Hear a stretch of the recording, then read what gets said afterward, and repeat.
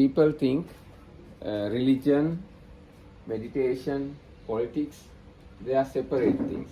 Meditators think they are soul meditators. They are living in a meditation realm. Politicians think it's something, another realm. Meditation has no any connection with politics. And religious people, they think religion is something, another entity, separate, isolated entity. It has no any connection with any other thing.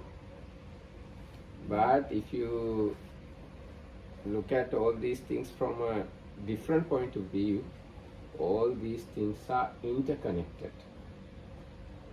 If you have a good political situation in the country, this is definitely helpful to practice the religion. And if you have good religious environment in a country, then it is very supportive to practice meditation. So meditation is depending on religious situation of the country, and religious situation is depending on the political situation of the country. So Vinithandro, can you open the Anguttara Nikaya book, book 5? English එක ඇති.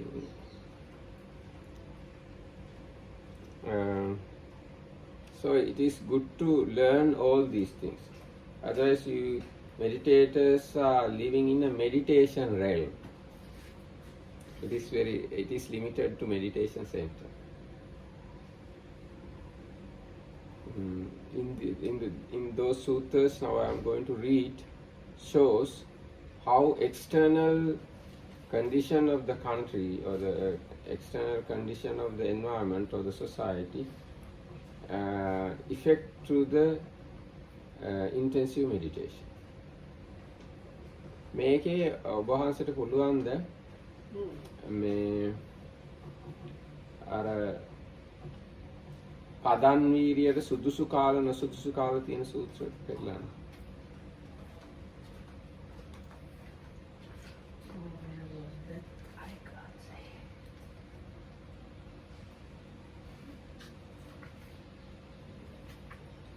So you can talk and I try to find it in between.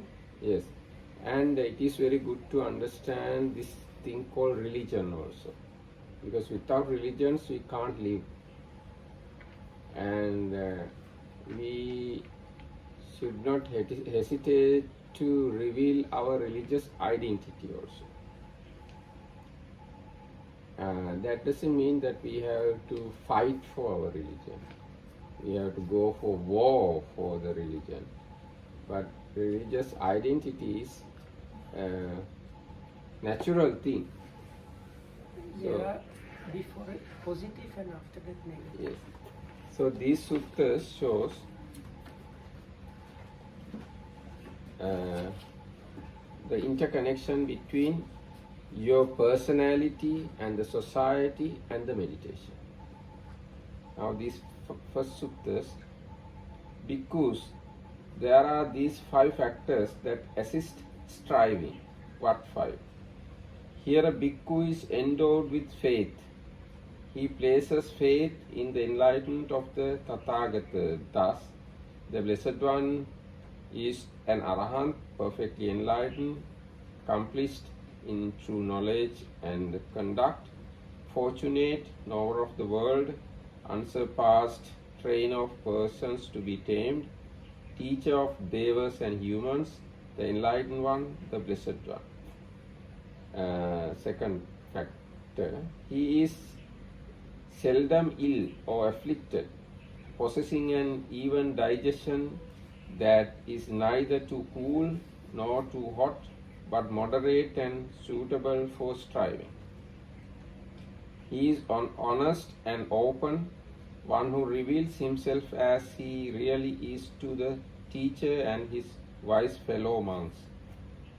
He has aroused energy for abandoning unwholesome qualities and acquiring wholesome qualities. He is strong, firm in exertion, not casting off the duty of cultivating wholesome qualities. He is wise, he possesses the wisdom that discerns arising and passing away, which is noble and penetrative and leads to the complete destruction of suffering. These bhikkhus are the 5 factors that assist striving. Because there are these 5 unfavorable occasions for striving. What 5? Here a bhikkhu is old, overcome by old age. This is the first unfavorable occasion for striving. Again, a bhikkhu is ill, overcome by illness. This is the second unfavorable occasion for striving. Again, there is a famine, a poor harvest, a time when alms food is difficult to obtain and it is not easy to subsist by means of gleaning. This is the third unfavorable occasion for striving. Again, there is a peril, turbulence in the wilderness, and the people of the countryside, mounted on their vehicles, flee on all sides. This is the fourth unfavorable occasion for the striving. Again, there is a schism in Sangha, and when there is a schism in Sangha, there are mutual insults, mutual reviling, mutual disparagement, and mutual rejection. Then those without confidence do not gain confidence, while some of those with confidence change their minds. This is the 5th unfavorable occasion for the striving. These are the 5 unfavorable occasions for striving. There are bhikkhus, these 5 favorable occasions for striving. What 5? Here a bhikkhu is young, a black-haired young man endowed with the blessing of youth in the prime of life. This is the first favorable occasion for striving. Again, a bhikkhu is seldom ill or afflicted, possessing an even digestion that is neither too cool nor too hot, but moderate and suitable for striving. This is the second favorable occasion for striving. Again, food is plentiful, there has been a good harvest, and alms food is abundant, so that one can easily sustain oneself by means of gleaning. This is the third favorable occasion for striving. Again, people are dwelling in concord, harmoniously, without disputes, blending like milk and water, weaving each other with eyes of affection. This is the 4th favorable occasion for striving. Again, the Sangha is dwelling at ease, in concord, harmoniously, without disputes, with single recitation. When the Sangha is in concord, there are no mutual insults, no mutual reviling, no mutual disparagement, and no mutual rejection. Then those without confidence gain confidence, and those with confidence increase. This is the 5th favorable occasion for striving. These are the 5 favorable occasions for striving. So, through this sutta, you can find our internal or physical situation, mental situation is not enough. Even the outside social situation also influence our striving, our meditation. So if we can make our self as well as our society, our country, helpful to our meditation, then it's good. So,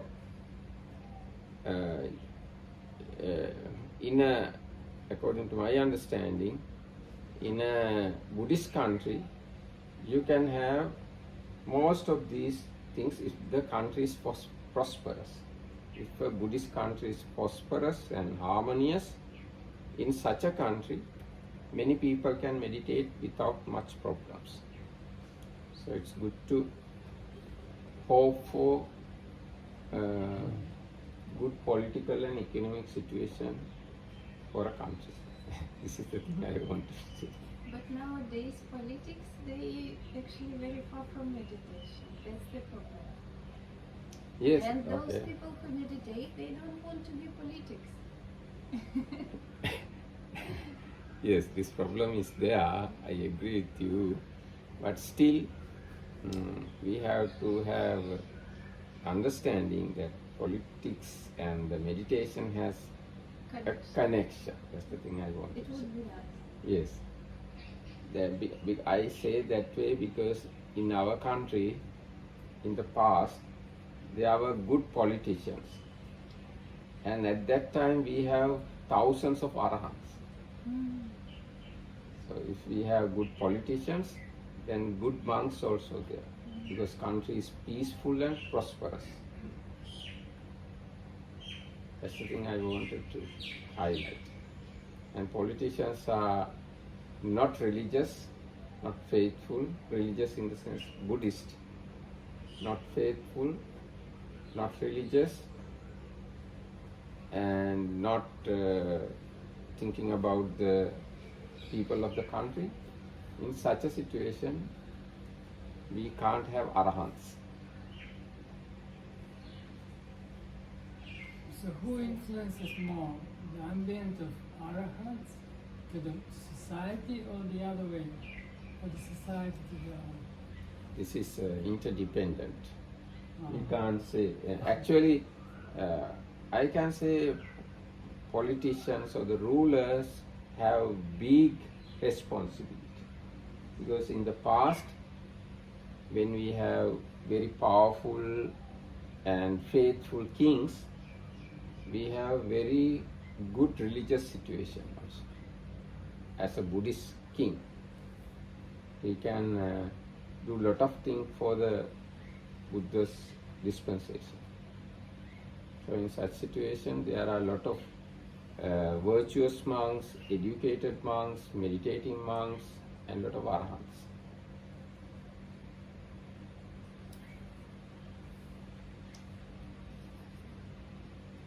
And yesterday there was another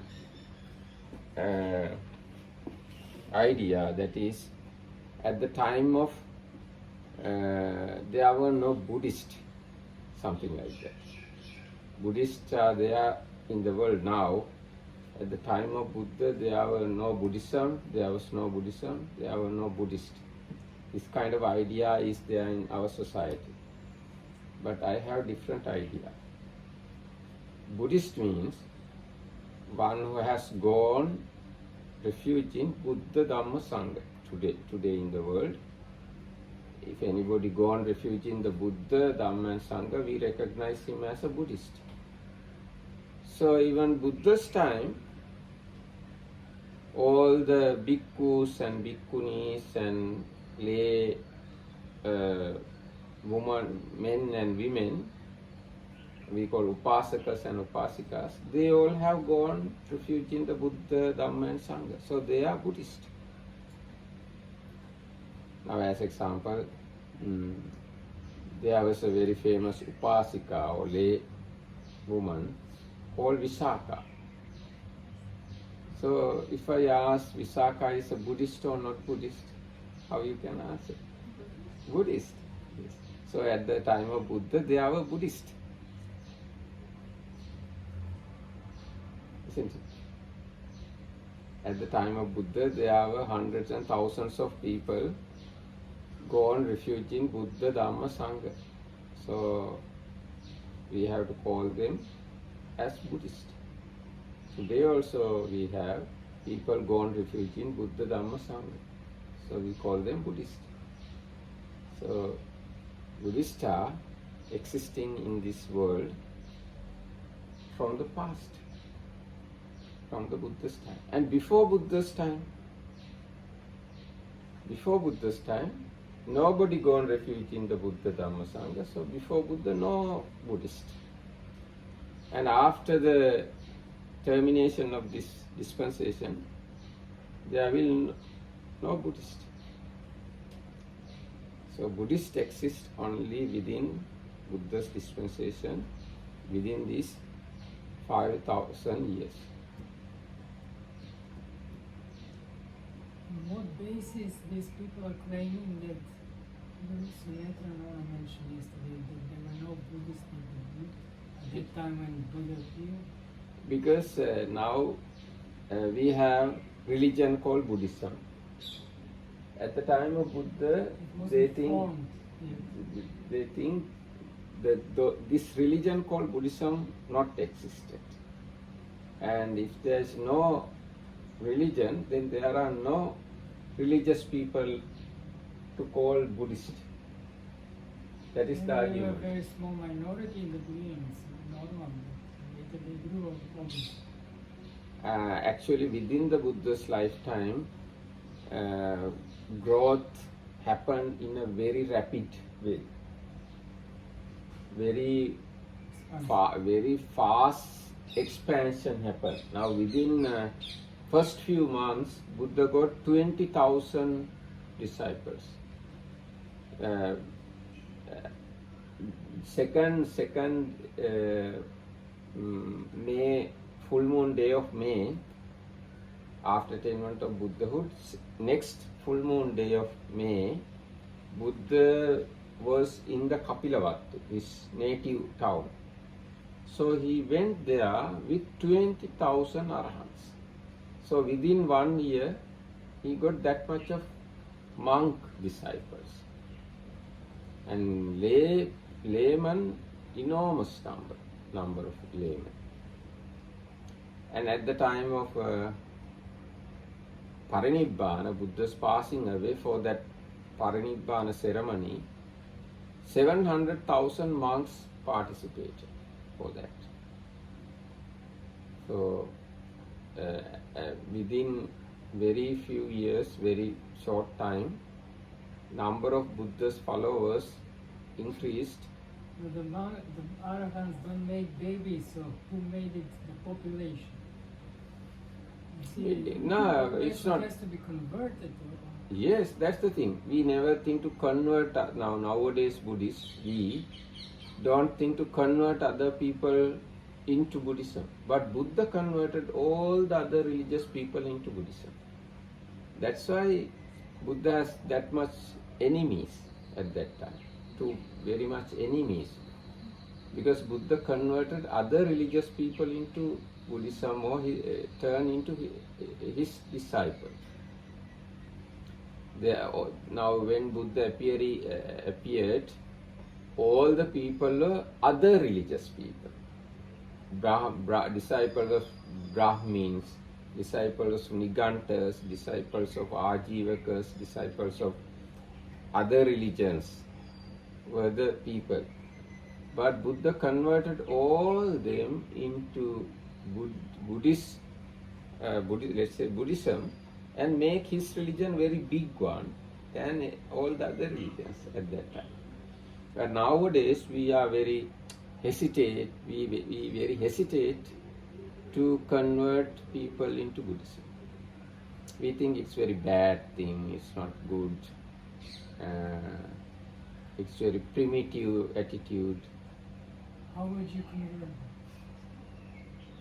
I can convert using any means, without illegal ways. Other than illegal ways, using any other way, you can convert anybody into Buddhism, because it's a good thing to do. If somebody converted into Buddhism, it is a benefit for him. It is beneficial thing for that person.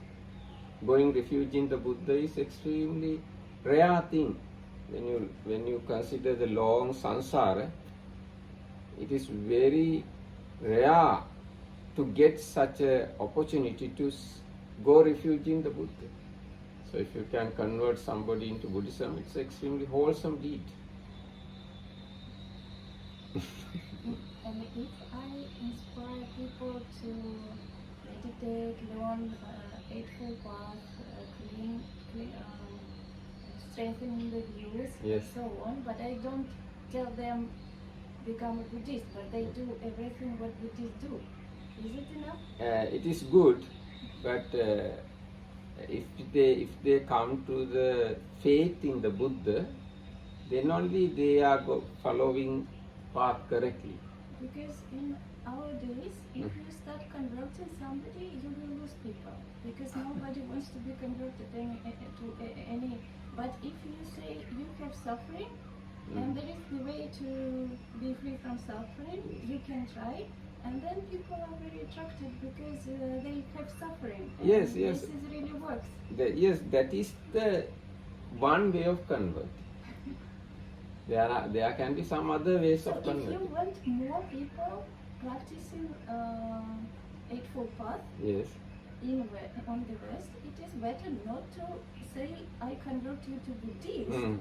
It is better to say, okay, there is this knowledge, you can Yes. try. Yes, okay. For West, that is correct way, good way. I agree with you.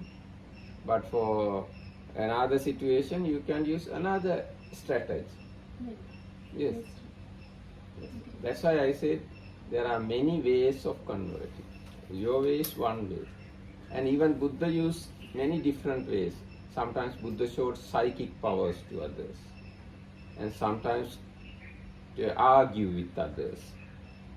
And after defeating, he became a disciple of the Buddha. And sometimes Buddha preached Dhamma. And sometimes Buddha talked with very friendly terms. Because of that talking itself enough him to become a disciple of the Buddha. And yes, Buddha used many ways to turn or convert people into Buddhism. Now together with Daniel, we have 3,500 people who are Very good. following. Yes, very good. Yes, that's the Buddha used different ways. For some people, Buddha taught meditation, and for some other, and not only that, there were some poor people. They only want to eat, so Buddha introduced this monkhood for them. They come and eat and leave, but they have to maintain basic precepts. So there were actually 1,500 such monks. They got ordination just to live. But Buddha did not chase them away. Buddha allowed them to live as monks. What else he couldn't do? He couldn't sell them to Social Security. What else he could do? Actually, Buddha maintained very good connection with all the politicians. Politicians means kings and ministers. Buddha had very good connection with King Kosala and Ajasatta and Bimbisara and Sakyan kings and Lichavi kings. With all the kings, Buddha maintained very good connection. Were kings at that time virtuous? Were kings of that time, were they virtuous? Some of them are virtuous, some others not. Now, as example, one of the very important king was King Kosala king. So he got a bribe of 100,000 gold coins and allow other religious people to build their shrine next to the Buddha's shrine, Buddha's monastery. So that king is not that much virtuous, but he always come and talk with Buddha and visit Buddha. But he got the bribe of 100,000 gold coins in order to allow Nigantas to build their shrine, their monastery, adjoining land of Buddha's land, of Jetavanaram. So through that you can understand kings always not virtuous at that time. And they were fighting each other always. Now King Kosala fighting with Ajatasattu. And King Kosala's son destroyed all the Sakyans. Sakyan were the Buddha's family members. But they were, and Ajatasattu and Lichavis are fighting always. And after 3 years of Buddha's passing away, Ajatasattu destroyed all the Lichavis. So they were always fighting, and all the actually political situation is more or less same as today. At that time, no very special, very peaceful realm. But Buddha lived in the midst of all these conflicts, and he expanded his religion to the fullest level. That's why I said politics, religion, meditation, they are not completely separate from each other. And sometimes king put some spice in the order to listen what monks are talking about the king and the situation of the country. That is normal situation at that time of the Buddha. But there were many arahants at that time, same time. So what happened at that situation, that king got the bribe.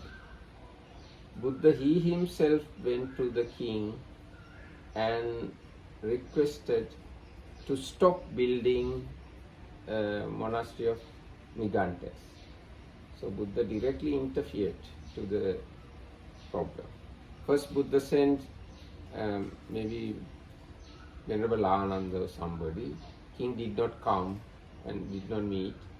Then Buddha asked Venerable Sariputta and Moggallana to go and talk this matter.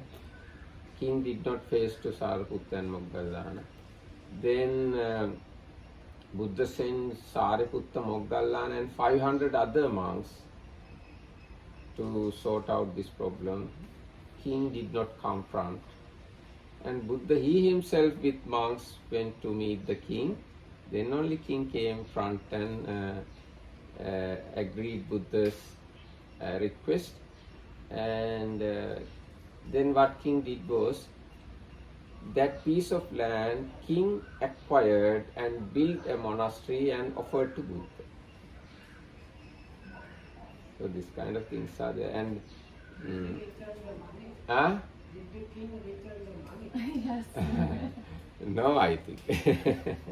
And another occasion, other religious people killed a woman and hide under the flower heap of Jetavanarama, Buddha's monastery, and accused Buddha regarding this killing.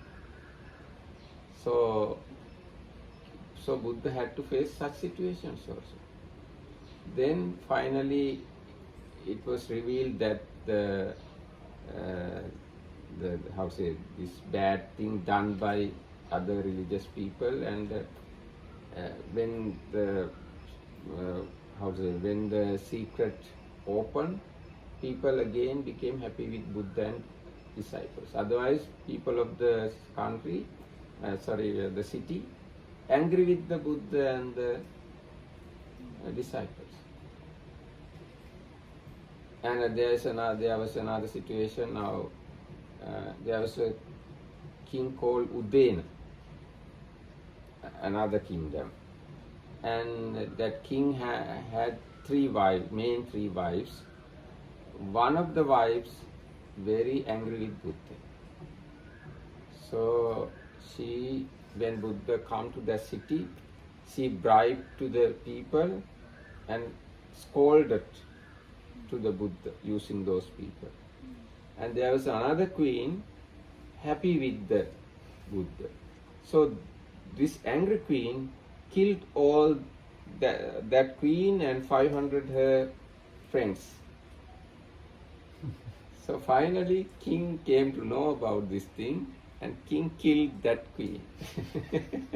So political situation is not that much different than today. So, this is only the situation within Buddha's time.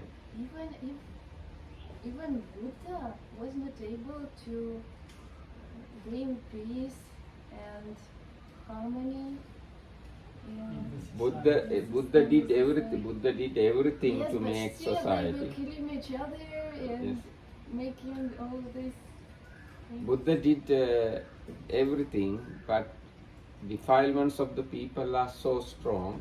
Buddha can't solve all the matters.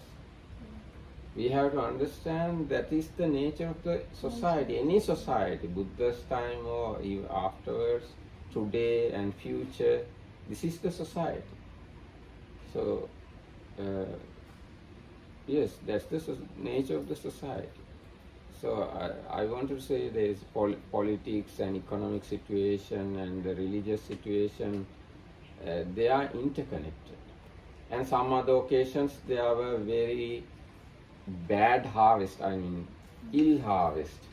So even Buddha has to face those situations. Buddha had to eat food, horse food sometimes. And sometimes Buddha has to face disturbances from Mara. So one day Buddha did not get food at all. Buddha lived in hunger. So this kind of situation is there. This is all these things I said at the time of Buddha, while Buddha living. After Buddha passing away, throughout last 2000 years, many such occasions happen. Now even in Sri Lanka, sometimes king become friendly with one group of monks and angry with another group of monks. So then king order, don't give any food to those monks. So what to do?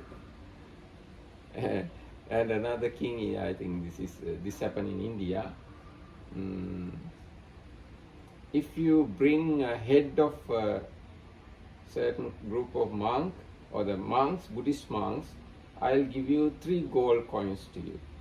Like that. Such things also happen. And when these Islam invasions came to India, one monk told me at least 1 million monks killed by these invaders. And that is the reason to disappear Buddhism in India. So throughout the history, politics, religion, all these things very much influential to our life. The situation is same today also, today's world. So what we can do is, having understanding all these things, we have to have kind of island in the midst of the flood to live safely. This is the thing we can do. Even Buddha said, Deepang kairata medavi yang ogo nabhikirati. If you are wise, you can create an island in the midst of the flood. That island is not flooded. You are safe there.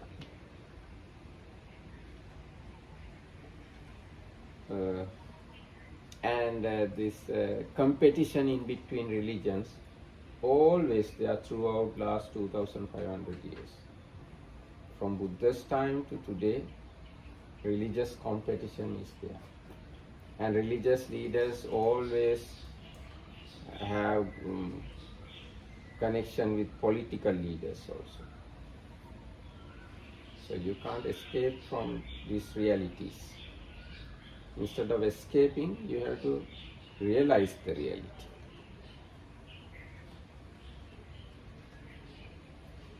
So, what more I have said? So even in this kind of situation, we have to be clever enough to meditate.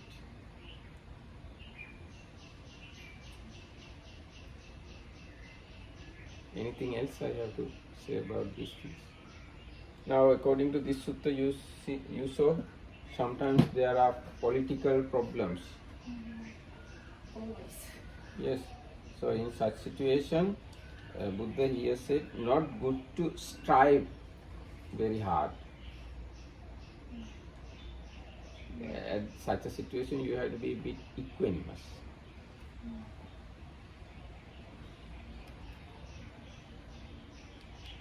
Now this is one thing. There is a famine, a poor harvest, a time when alms food is difficult to obtain, and it is not easy to subsist by means of gleaning. This is the third unfavorable occasion for striving. And next opposite is, again food is plentiful. There has been a good harvest and alms food is abundant, so that one can easily sustain oneself by means of gleaning. This is the third favorable occasion for striving.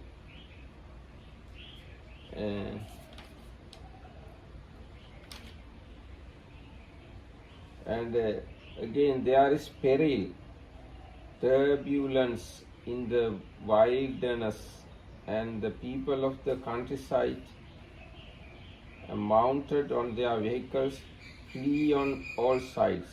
This is the fourth unfavorable occasion for striving.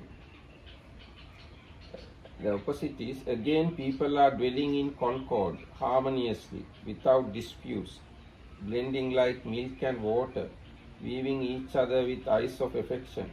This is the fourth favorable occasion for striving. So striving is depending on outside situation up to certain extent. And you said during the turbulent times, it is better to keep equanimity? Or Yes. is there any sutta about what to do during the wars, for example?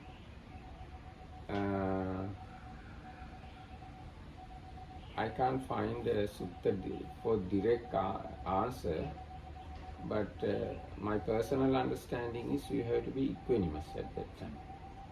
Yes. Even now, today's world situation in Sri Lanka or in Russia, I think it is good to be equanimous as much as possible. You feel same.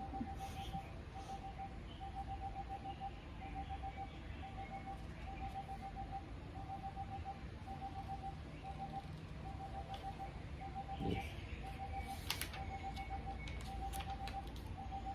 What more we have to talk about?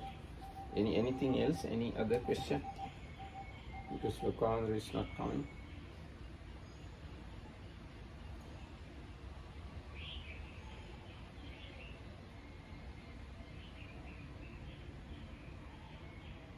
Now this moment here, what are the sufferings we have? Economics?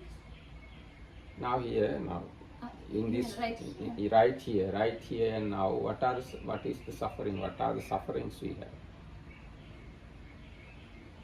In the center or just now? Just now here, with me. What are What? with me, together with me? What are the sufferings we have? Mosquito biting. Okay, mosquito biting. Yes. Occasionally. Mosquito biting. Yes, mosquito biting. This is the big. So, how you experience Jara Vyadi now, here and now? I don't feel good. Okay, you don't feel good. Yes, mosquito biting, not feeling good. Yes, some more. Hot. Hot. Yes, hot. Yes, it is another. Elements. Eh? Elements. How you experience elements as suffering? Because it's over the measure of that you can bear it. It's That means overwhelming you physically experience the pain. Absolutely. Yeah. Okay. You physically experience the I pain. don't. I like warm, but she doesn't. And No, I no. don't use to. I'm asking in this moment here, personally, what are the sufferings you are suffering from? My daughter is ill. Your daughter is ill, yes. Yeah, it's not here. Yes. It's your thinking. It's just a thought. Yes, just Not such thoughts.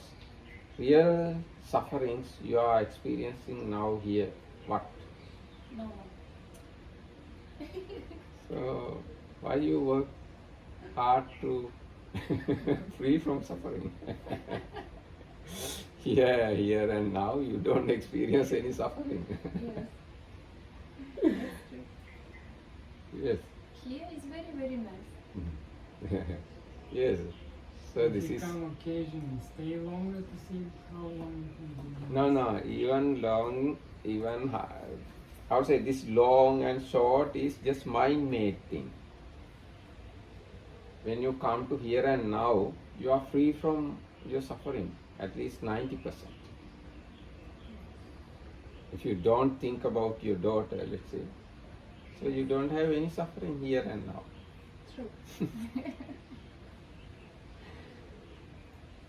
Yes. So you have to train yourself to be here and now.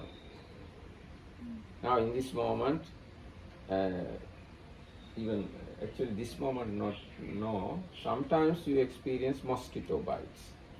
So that is the only painful experience you experience here and now.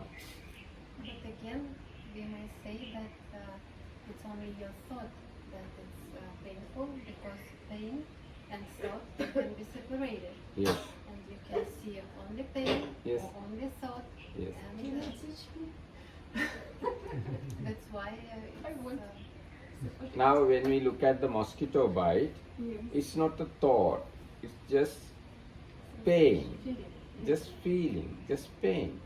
If you separate yourself from the pain, then pain is one entity, arise because of the contact, bodily contact, and you don't suffer. Because of the contact, there is this pain, and let's say you observe the pain. Observing is not a painful thing, no? You just observe. Observing is not the pain, and pain is separate entity, arises because of the contact. It's another natural phenomenon. So if you don't take that pain as my thing, and if you allow that pain to be as it is, then that mosquito bite pain is not suffering for you. So even the mosquito bite is not a suffering, if you can look at that way. So in this moment, you don't have any considerable suffering, isn't it? So train yourself to be here and now. Now this moment, what are the what you recognize as you, or you and your things, you and your world. Now here, I'm here, okay? I can see colors. That's all. So these colors don't give me any pain. And I hear sounds, slight sounds, sounds of fans, sounds of car loudspeakers. None of these sounds make me any pain. So I don't have any pain because of the eye object now. Now I don't have any nose object. So I don't have any pain because of the nose. And I don't have tongue object, taste. So I don't have any pain because of the tongue. And I don't have bodily pain also in now here this moment. So I don't have such pain. And in the mind also I'm not thinking any painful thing now. So mentally also I'm not that much suffering. So if you train yourself to be here and now, there are no much suffering. But how to say, you have to realize suffering.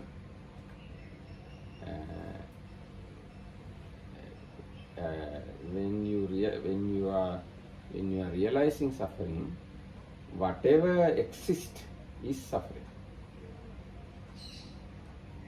It's not painful sensation. Suffering is not only painful sensation. Whatever exists,